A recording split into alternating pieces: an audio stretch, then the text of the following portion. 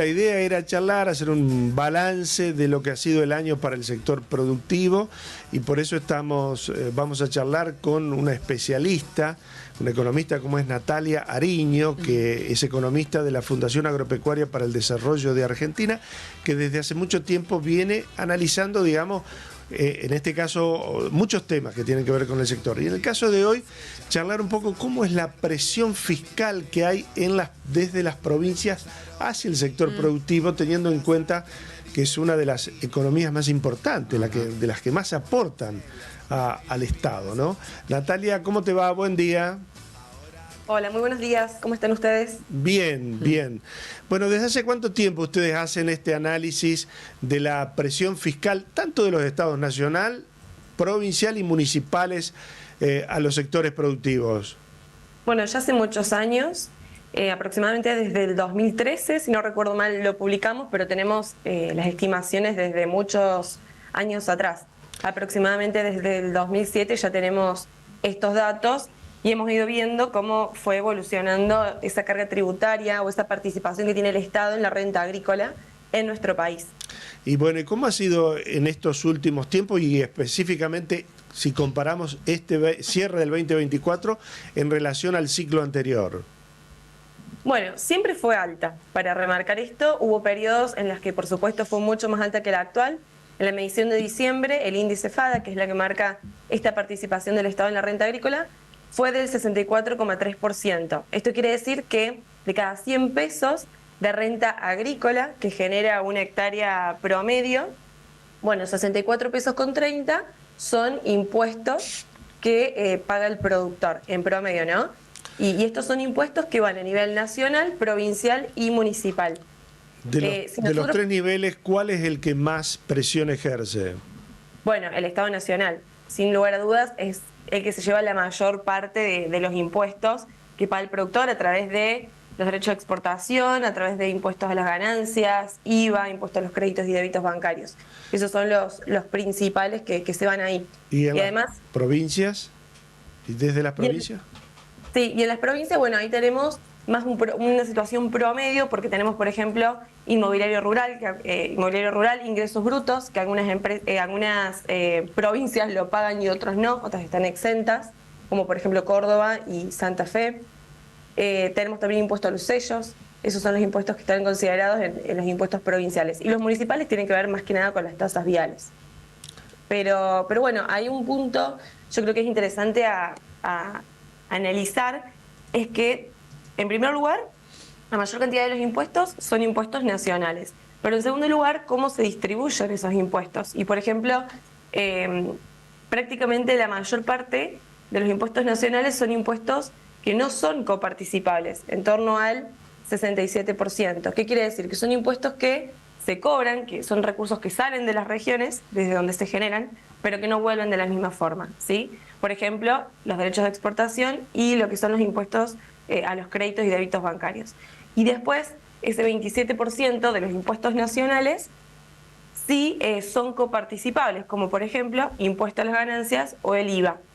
Por eso también hay tanto debate en torno a estos impuestos, porque bueno, una parte se los queda a la Caja Nacional y lo distribuye como les parece, y por otro lado están esos impuestos que son coparticipables y parte vuelven a las provincias. Es el derecho de exportación que tanto se discute y tanto tiene espacio en los medios, ¿es el más distorsivo que hoy tiene el sector? Sin lugar a dudas, sí, es el más distorsivo. Hay otros, como por ejemplo ingresos brutos, pero sin lugar a dudas los derechos de exportación o lo que normalmente escuchamos en los medios, que son las retenciones al agro, sin lugar a dudas sí, porque es un impuesto que se cobra como un porcentaje del precio de exportación. Por ejemplo, en el caso de la soja tiene el 33%, en el caso de el maíz o el trigo tiene el 12%. ¿Y eso qué genera? Que cascada hacia abajo el productor reciba un menor precio, ¿sí? Porque el exportador tiene una menor capacidad de pago por estos impuestos distorsivos. Y por supuesto que eso también, afecta a todo el país, porque no solamente se trata de una cuestión de precio que recibe el productor menor, sino que son recursos que no se vuelcan en las regiones desde donde se generan estos recursos, ya sea traducidos en inversiones, sobre todo nosotros estamos en Córdoba, pero ustedes seguramente también lo ven ahí, recursos que se van y que, por ejemplo, ciudades o pueblos que están muy ligados al agro, se nota esa menor inversión por esos recursos que se van a nivel nacional, ya sea, por ejemplo, en inversiones inmobiliarias o en inversiones en nuevas plantas, ya sea granjas de cerdo o feedlot o plantas de biogás, de bioetanol, que acá tenemos mucho en esta región. Bueno, si uno analiza todo lo que se va en esos recursos, cuánto se podría hacer en las regiones en donde se genera toda esa producción. Además de la presión fiscal, ¿qué otros factores influyen en la estructura de costos de una explotación agropecuaria? Bueno, hay muchos. Tenés los costos de producción, sin lugar a dudas, costos de comercialización, ¿sí? Costos de transporte.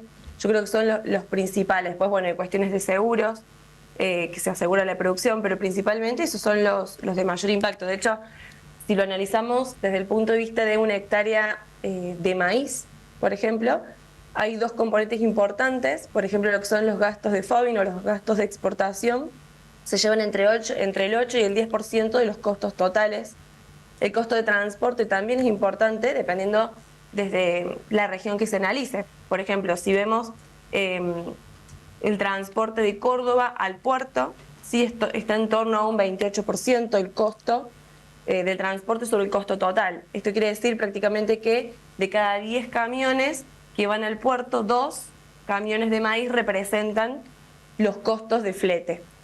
Y a medida que, bueno, mientras más lejos esté del puerto, por supuesto que mayor es el costo que representan.